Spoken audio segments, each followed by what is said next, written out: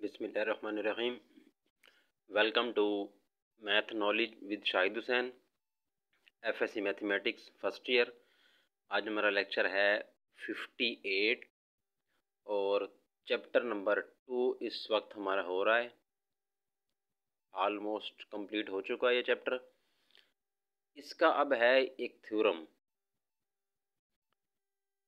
Group with binary operation having unique identity.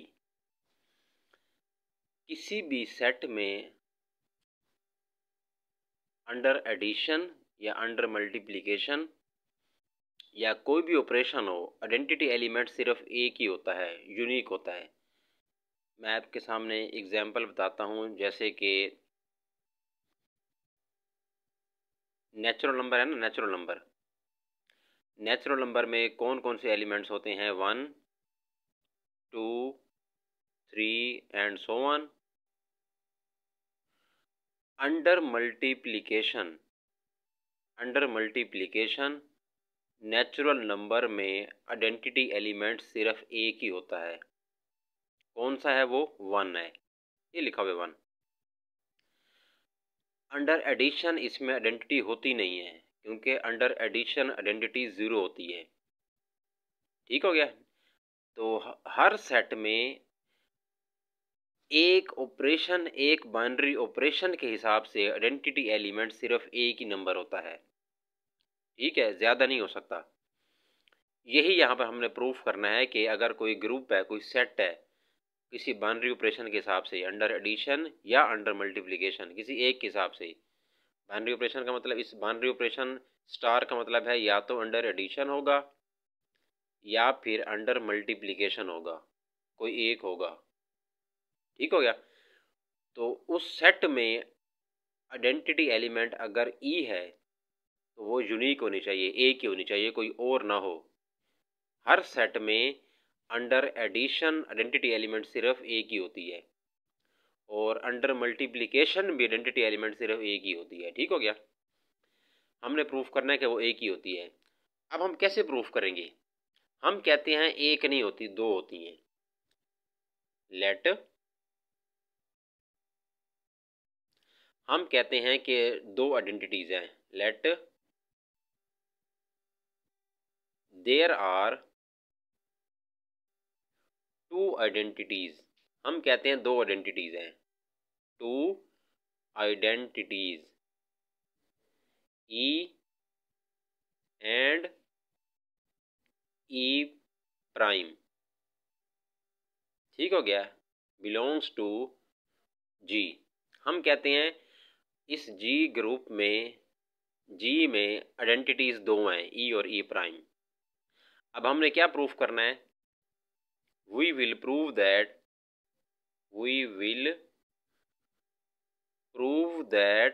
हमने ये prove करना है कि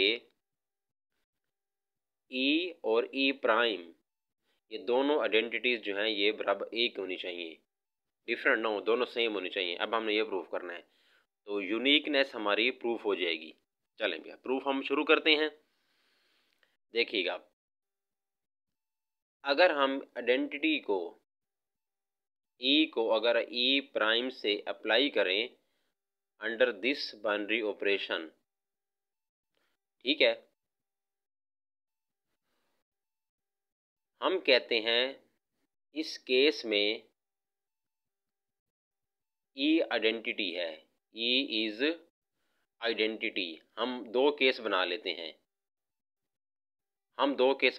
केस नंबर 1, केस नंबर 2। इसमें भी हम यही लिखते हैं, ई बाइनरी ऑपरेशन ई प्राइम। दूसरे केस में हम कहते हैं कि ई प्राइम आइडेंटिटी है। ठीक है, दो केस हम बना लेते हैं। पहले केस में हम ई को आइडेंटिटी मान लेते हैं, दूसरे केस में ई प्राइम को आइडेंटिटी मान लेते हैं। देखिएगा, अब मैंने पहले केस में ये कहा है कि हमारे पास ई आइडेंटिटी एलिमेंट है। ठीक है, तो मैंने यहाँ पर क्या लिखा हुआ है? ई बाइनरी ऑपरेशन ई प्राइम।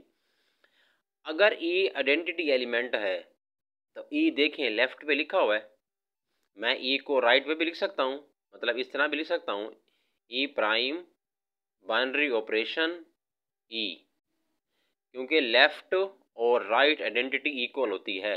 हमने लास्ट लेक्चर में पीछे प्रूफ किया हुआ है। अगर ई आइडेंटिटी है तो देखें ई यहाँ पे लेफ़्ट में लिखा हुआ है, इधर देखो ई राइट में लिखा हुआ है, तो लेफ़्ट वाली आइडेंटिटी और राइट वाली आइडेंटिटी आपस में क्या होती हैं? इक्वल होती हैं। मोस्ट इम्पोर्टेंट थिंग, हमारा आंसर अब क्या आएगा? एक एलिमेंट ई है, एक एलिमेंट ई प्राइम है। हमने कहा है कि ई आइडेंटिटी है, ई आइडेंटिटी है। मैंने बताया हुआ है कि जो आइडेंटिटी एलिमेंट होता है वो आंसर नहीं आता, आंसर दूसरा आता है। अगर ई आइडेंटिटी है तो हमारा आंसर ई प्राइम आ जाएगा। एग्जाम्पल मैं दे देता हूँ। फ़र्ज़ करें अंडर एडिशन हम बात करते हैं, फ़र्ज़ करते हैं, इस थ्योरम से हट के चीज़ है।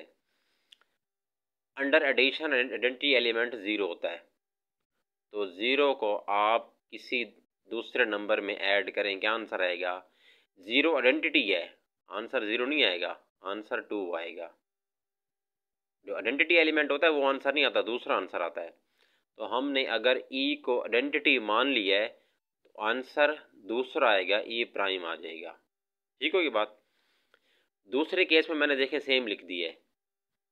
दूसरे केस में हमने ई प्राइम को आइडेंटिटी कहा है, हम कहते हैं अब ई प्राइम आइडेंटिटी है, तो हम इसको फिर इंटरचेंज करके लिख देते हैं E prime binary operation E equal to. अब देखें अगर ई प्राइम आइडेंटिटी है तो देखें ई प्राइम राइट में लिखा हुआ है, अब देखें ई प्राइम लेफ्ट में लिखा हुआ है, क्योंकि राइट और लेफ्ट आइडेंटिटी इक्वल होती है। अब अगर ई प्राइम आइडेंटिटी है तो आंसर ई प्राइम नहीं आएगा, आंसर क्या आ जाएगा? ई आ जाएगा। अब देखें दोनों सेम केसेस हैं, सेम केसेस हैं तो उनको आंसर भी क्या होंगे? सेम होंगे, जाहिर सी बात है। By 1 and 2 e prime equal to e. अब देखें दोनों आइडेंटिटीज़ हमने ली थी, दोनों सेम आ गई, ये यूनिकनेस प्रूफ हो गई हमारे पास। Therefore uniqueness of identity, therefore uniqueness of identity in G under this operation proved हो चुकी है। ठीक है, ये एक अलग केस था, ये हमने एक्सप्लेनेशन समझाने के लिए यूज़ किया है, इसकी ज़रूरत नहीं है। और ये जो ऊपर नेचुरल नंबर लिखा हुआ है ये भी अलग केस है, इस थ्योरम का हिस्सा नहीं है, बाकी ये सारा का सारा थ्योरम है। ठीक है, अब अगली बात, एग्जाम्पल देखिएगा ज़रा। हमने इस थ्योरम में क्या समझा है कि किसी भी सेट में अंडर एडिशन हो या अंडर मल्टीप्लिकेशन हो, आइडेंटिटी एलिमेंट सिर्फ एक ही होता है, दो नहीं हो सकते। ठीक है, एग्जाम्पल क्या है? Z अंडर एडिशन, Z क्या होता है? सबसे पहले तो हम Z लिख लेते हैं ना, set of integers 0 +-1 +-2 +-3 and so on. यहाँ अंडर एडिशन का जिक्र हो रहा है। अंडर एडिशन आइडेंटिटी एलिमेंट कौन सा होता है? 0 होता है। अब यहाँ पे लिखा हुआ है Z under addition has no identity other than 0। अगर 0 को हटा दें, इसमें से 0 को निकाल दें, तो अंडर एडिशन इसमें आइडेंटिटी बनती ही नहीं है। ठीक होगी बात? इसका मतलब है अंडर एडिशन सिर्फ आइडेंटिटी एलिमेंट एक ही होगा, यूनिक होगा, 0 होगा। ये यहाँ पे लिखा हुआ है, 0 के अलावा फिर कोई नहीं बचता। रियल नंबर में अगर 0 को निकाल दें, रियल नंबर में अगर 0 को निकाल दें, under multiplication has no identity other than 1। Under multiplication real number में क्या आता है?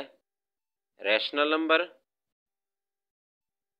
यूनियन इरेशनल नंबर, मतलब P/Q वाली फॉर्म वाले भी सारे आ जाएंगे इसमें। ठीक है, अंडर मल्टीप्लिकेशन आइडेंटिटी 1 होती है। अब वो कहते हैं अदर देन 1, अगर 1 को निकाल दें उसमें आइडेंटिटी फिर बचेगी ही नहीं। ठीक होगी। complex numbers under addition has no identity element other than 0 plus 0 iota। complex number में under addition में identity element ये वाला होता है 0 plus 0 iota। वो यही कह रहे हैं कि अगर इसको निकाल दें तो उसमें identity element होगी नहीं। इसी तरीके से complex number में under multiplication identity element ये वाला होता है 1 plus 0 iota। अगर इसको निकाल देंगे तो आइडेंटिटी एलिमेंट नहीं बचेगा। ठीक हो गया, आगे चलते हैं। अब आ जाता है इनवर्स वाला कंसेप्ट। इसी तरीके से किसी भी सेट जी में, ग्रुप में, विद दिस बाइनरी ऑपरेशन, वो चाहे अंडर एडिशन हो या फिर अंडर मल्टीप्लिकेशन हो, किसी भी एलिमेंट का, जी का कोई भी एलिमेंट हो, उसका इनवर्स यूनिक होता है। ज़्यादा इनवर्स उसमें नहीं हो सकते। मैं पहले एग्जाम्पल इसकी डिस्कस करता हूँ, फिर थ्योरम ज़्यादा बेहतर समझ आ जाएगा आपको। क्या हो सकते इसकी एग्जाम्पल?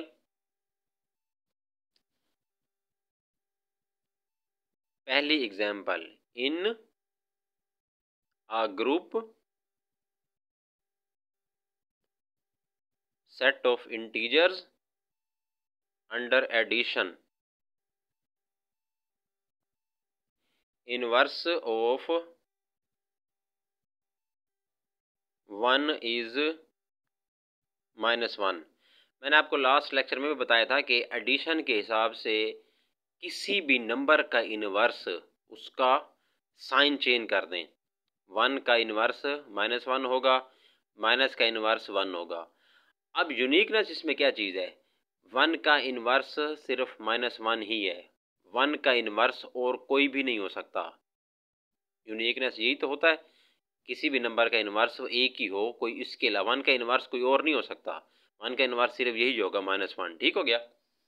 इसी तरीके से इनवर्स ऑफ 2 इज -2, 2 का इनवर्स ही एक ही होगा, -2, इसके अलावा और कोई नहीं हो सकता। आगे चलते हैं। इसी तरीके से रियल नंबर की बात करते हैं। इन group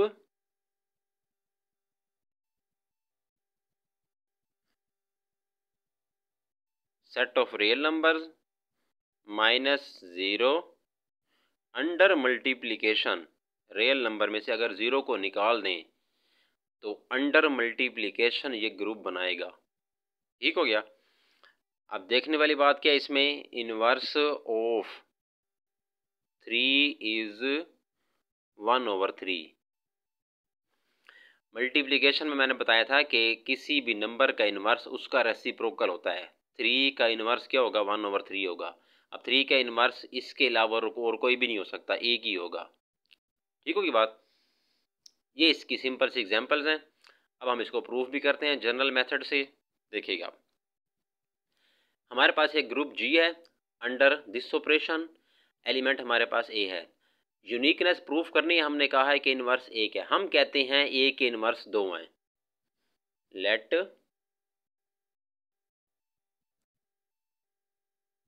inverses of element a belongs to G R, हम कहते हैं इसके 2 इनवर्स हैं, एक ए प्राइम है, एक ए डबल प्राइम है।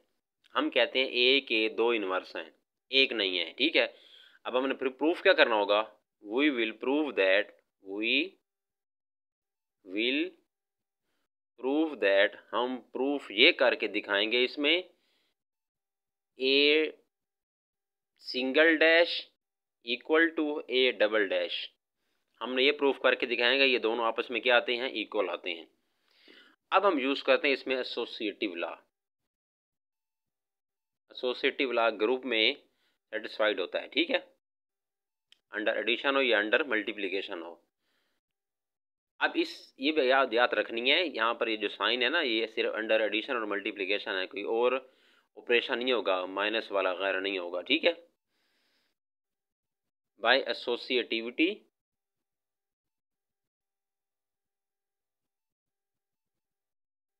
By associativity.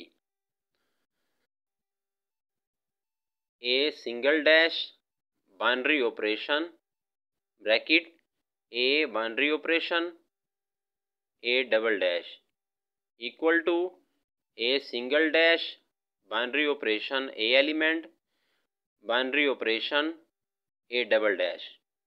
ठीक हो गया, ये हमारे पास एसोसिएटिव लॉ है। पहले ए बाहर, बाकी दो ब्रैकेट्स में, फिर फर्स्ट टू ब्रैकेट में, थर्ड बाहर आ जाएगा। अब देखिएगा ए single dash binary operation, a element है, एलिमेंट का उस एलिमेंट और उसका इन्वर्स जब अप्लाई होते हैं तो आंसर क्या आता है? आइडेंटिटी आंसर आएगा। ठीक है, किसी भी एलिमेंट को उसके इन्वर्स से मल्टीप्लाई करें तो आइडेंटिटी आंसर आएगा। ये हम लास्ट लेक्चर में सब कुछ सारे कर चुके हैं ये बातें। और ये लिखा हुआ है ए इन्वर्स और ए, ये भी क्या आ जाएगा? आइडेंटिटी आंसर आ जाएगा। Binary operation a double prime. अब ये इन्वर्स है, मतलब एलिमेंट है, एलिमेंट को किसी आइडेंटिटी से अप्लाई करें तो वो एलिमेंट ही आएगा, इधर भी वही एलिमेंट आ जाएगा। इसका मतलब है देखें, यूनिकनेस प्रूफ हो गई, ए प्राइम और डबल प्राइम प्रूफ हो गए। तो इसका मतलब है दो इन्वर्स नहीं हो सकते, ए का इन्वर्स सिर्फ एक ही हो सकता है। देखें सेम आ गया वो। ठीक है, uniqueness proved, therefore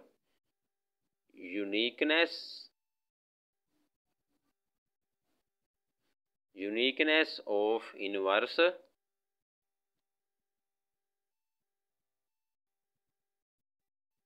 of A belongs to G proved। ये हमारा थ्योरम भी कंप्लीट हो गया। अब एक्सरसाइज की तरफ आ जाते हैं।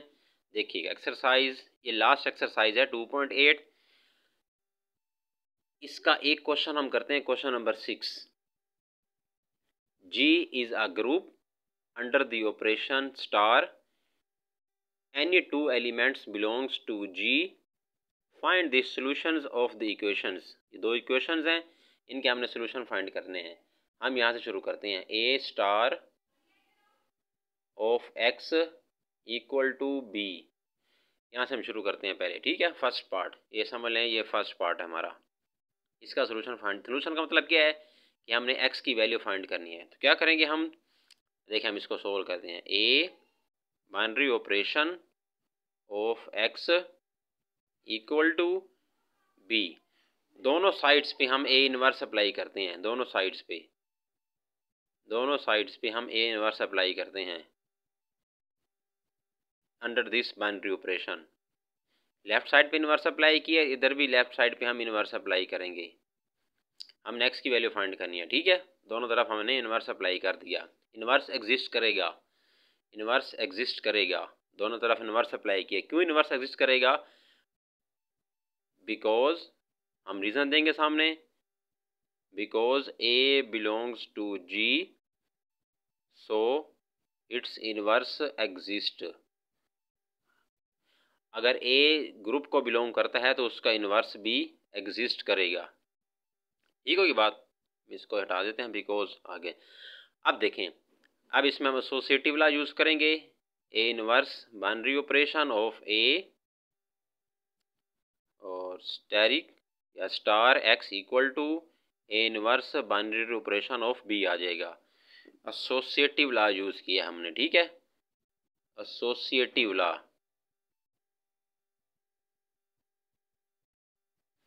उसके बाद अब ए एलिमेंट है, ये उसका इन्वर्स है, किसी भी एलिमेंट को उसके इन्वर्स से अप्लाई करें तो आंसर आइडेंटिटी हमेशा आएगा। Binary operation of x equal to A inverse binary operation of b आ जाएगा। ठीक है, समझ आ गई है। ई को किसी भी एलिमेंट से अप्लाई करें तो जाहिर है वो दूसरा एलिमेंट ही आ जाएगा। X equal to A inverse star, तो ये बी आ जाएगा। मैंने लेफ्ट साइड पे इनवर्स अप्लाई किया ए का, लेफ्ट साइड पे।